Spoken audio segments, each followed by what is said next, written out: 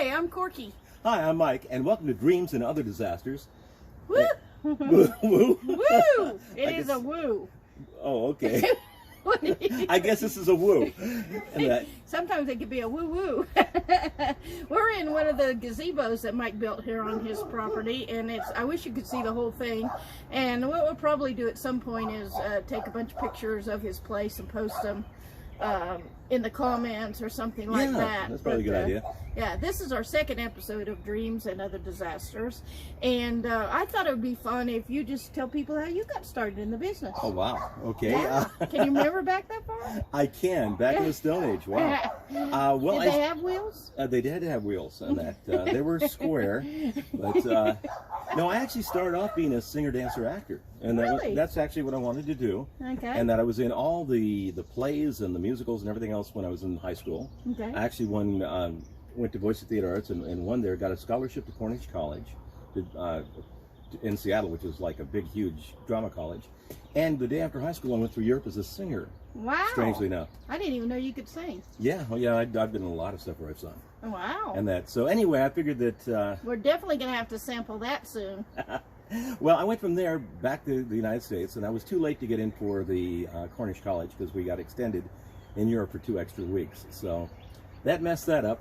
So anyway, I thought, well, I've won all these awards. I'm going to be this big singer, actor, dancer. And I went to Seattle, which was the biggest city I could think of that was close to me. I didn't want to go to LA because there's a billion actors there.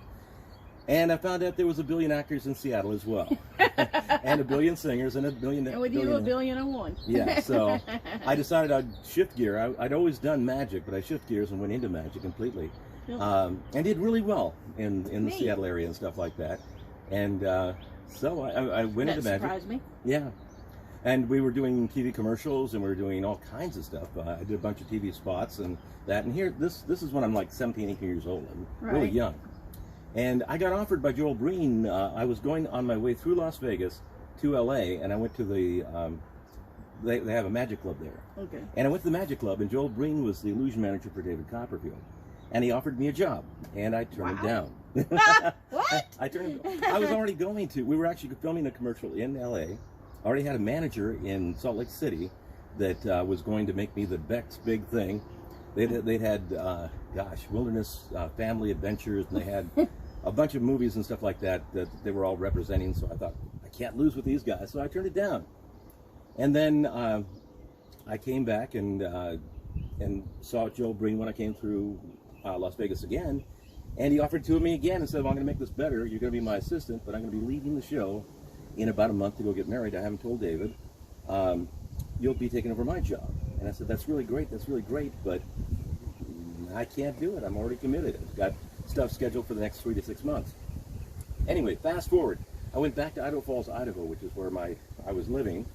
Yeah, Idaho Falls, Idaho, a great place to start show business. And that's why you learned to leave and go do something exciting. Well, I was actually doing pretty good stuff there, but Corn gets old, doesn't it? yeah, I found out that the manager that I had actually spent a lot of my money and stuff like that, and I was broke. I mean, about this time I was about 19, I guess. Wow. Did all And that before you're 19. Yeah, I was probably, because I joined David when I was about 20, but anyway, so I was about 19, I guess, at that point, and I didn't know what to do. I mean, everything was, we had, out of the 16 shows that we had booked already, only 3 of them were doable. We could only do 3 of them, and we were going to lose money even with those 3 shows, because we had a big show. I mean, at this point in time, I dreamt big, and we had kabuki screens, and we had all these different scenes and all this other stuff. Really young, really young. Yeah. And that, anyway, bottom line, I lost money. We took all the illusions that wouldn't fit my brother's basement to the dump. Wow. And that, which was heartbreaking for me. I can imagine. And that, and the costumes and stuff like that, which were very 70s, I still have, and they're still in storage. I'll probably never I ever saw use you them. wore that yesterday. Yeah, there you go.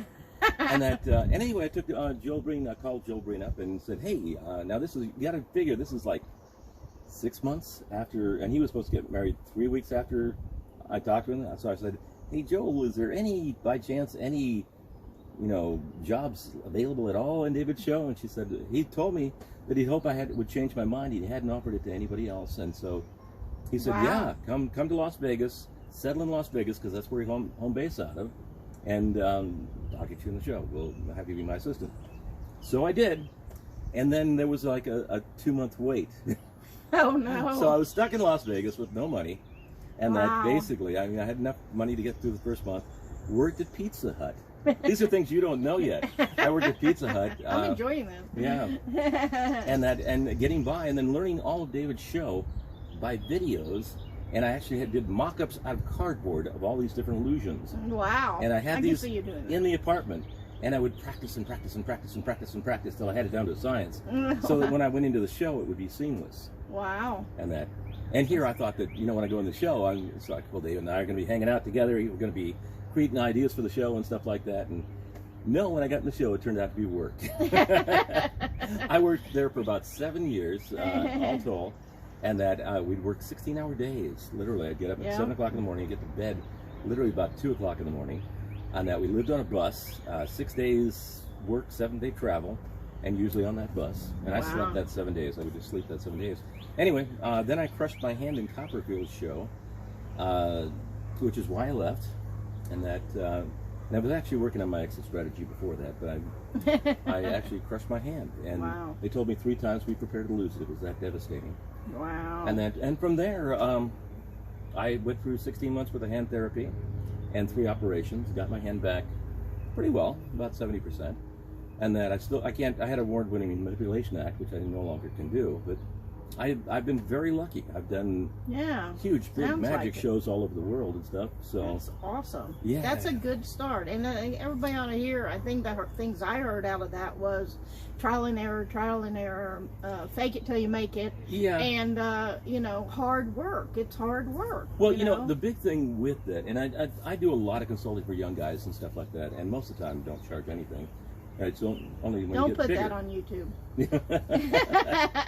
No, but he didn't mean that. I help a lot of young guys out. In fact, I've even written kind of a book that I hope just to release and not charge anything for on the internet that might help them out learn some of the stuff. But bottom line, I keep on running across the same thing again and again and again. It may just be the times, but most people don't want to work for it. They don't want to go after it. And they want instant gratification. They want, and I can't tell you how many hours and hours and hours and hours I worked on, like even with the Copperfield stuff. I mean, till it was perfect before I even met the guy, before I ever went into the show. Sure. And that whenever we did our shows and stuff like that, I would obsess over every little thing. And you see my shows; they're huge, big sets and all character driven. And I play Indiana Jones for one thing, James Bond for another thing. We go to Rio and we do fantasy themes and all this other stuff. It's not just a magic show stuff. But that's how you got started. That's how I got started. And actually, that's what was really working. They really thought I was going to be the next really big thing, and I'm not. I'm here with Corky. We are now gonna. What do you mean? That sounded like I was leftovers. I'm a little hurt. Now we're the next big thing. Now we're the next. Yeah, big it thing. only took 40 some odd years. All right, so that's the story about Mike. Looking forward next time, you're going to hear the story about me. Thanks for joining in. Don't forget to write some comments. Give us some encouragement. Something you didn't like, something you'd like to see, something you want to ask a question about. Yeah. We'd love to answer them. And don't forget to hit that little subscribe button and support 2 old people in their old age. That's what we're hoping for. We're not really hoping for old age. So. Well, we're not hoping for old age. We're hoping for a little support from our friends. Love and light to everybody. And we're thanks just actually for joining hoping to have a good time. That's it. Have a good time. Bye-bye. Bye-bye.